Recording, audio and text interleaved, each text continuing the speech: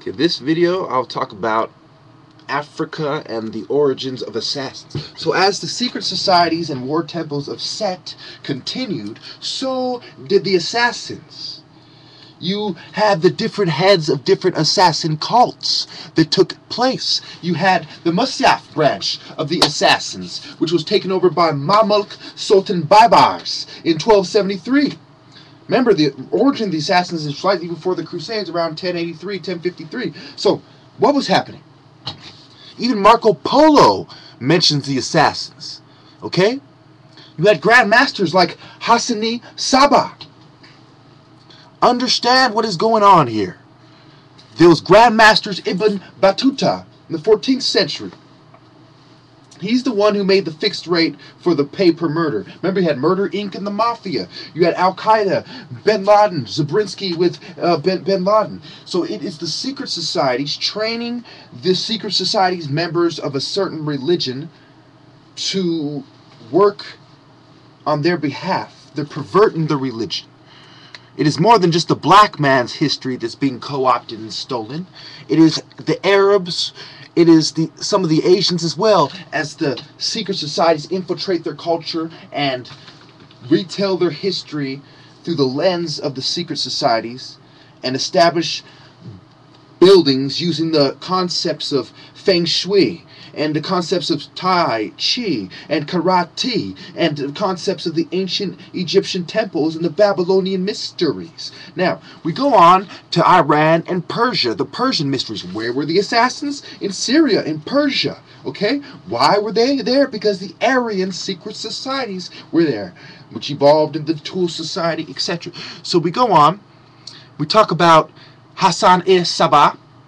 We talk about how this plays into the Kabbalah and how they have secret Jewish cults that have masterminded and are better at manipulating other institutions and organizations and religious structures than other people are. And you had things like the Grand Headmaster of the Order, okay, the Greater Propagandist.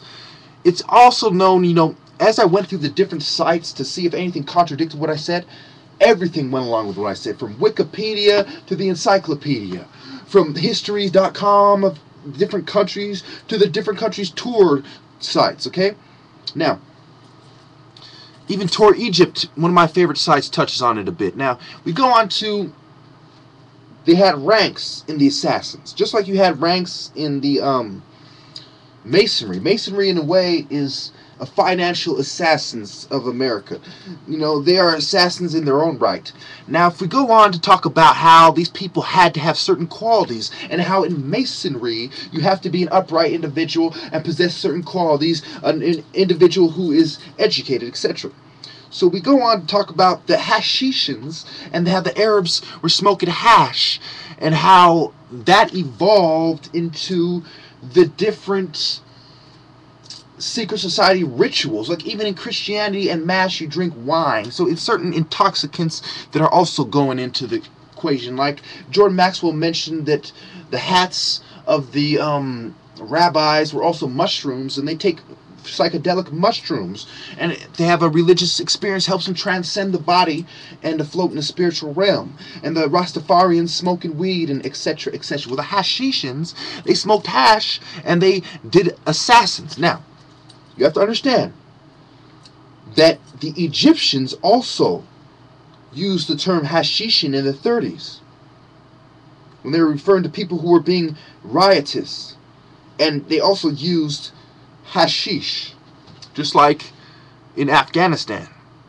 What do they do in Afghanistan? They smoke weed and hash, and they have opium fields. The intoxicants, the secret societies, the bankers, the cults, the pharaohs, the elite, and how they are intertwined with the very essence of rich qualities and privileged class. Now, we go on to talk about, I could go on to talk about the different assassin cult leaders and their followers. You had Nizam al-Mulk, you had al-Mustansir, you had al-Pepo, Ridwan assassins, etc.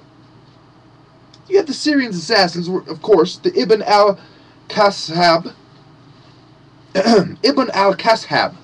I believe it was. And you had, of course, the assassins were even hired by the king of Jerusalem, okay, in 1173.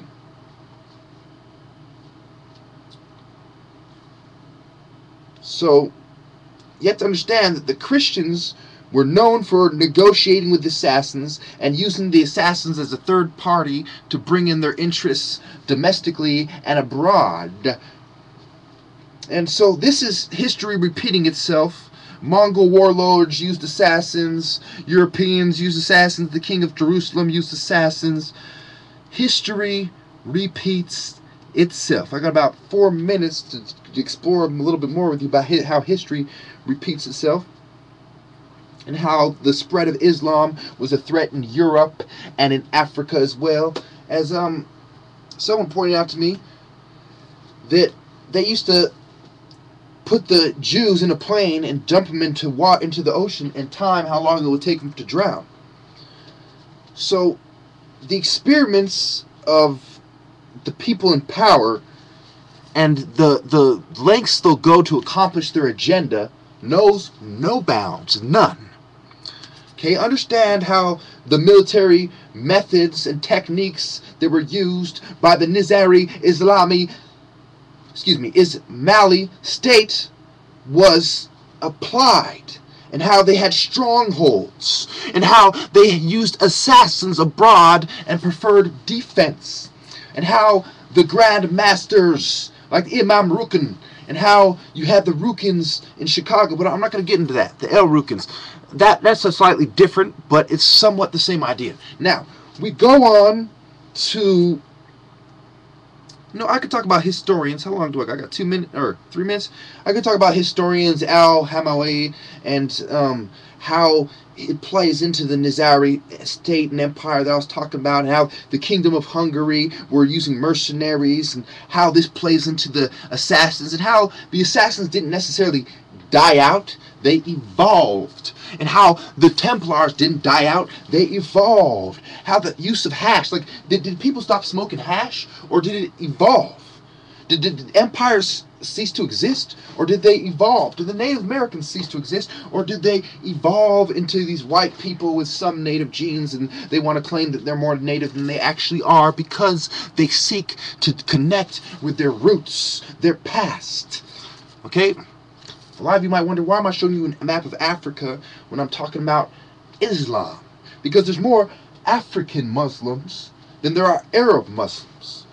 Because people who practice Islam and Muslims, they not only use symbols that they're not supposed to use, but let me see if I can find this symbol. Okay, I don't have it at this point. Okay, they are being usurped. Their hierarchy is being usurped. That's why there's a split. That's why you have Sunnis and Shia, because there is a split. That's why some people say we should follow the family members of Muhammad and others don't. They're talking about bloodlines.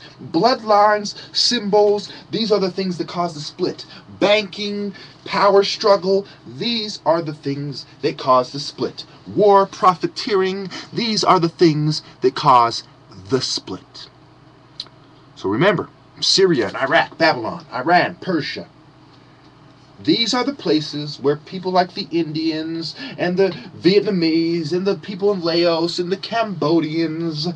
Remember, Vietnam borders not only Laos but Cambodia, and then further up, closer to Alaska by Russia, you have Korea, North and South Korea. And then you have Thailand, closer to Vietnam, etc.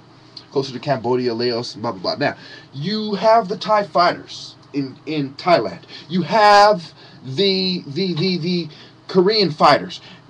Kung Fu itself branched out into other martial arts. And all martial arts started in Africa. Like capoeira didn't start in Asia, but who practiced it? Asians practice capoeira. If you're going to say that the native people were Asian, then you have just acknowledged that Africans brought Asians martial arts from Angola and from Egypt. Thank you.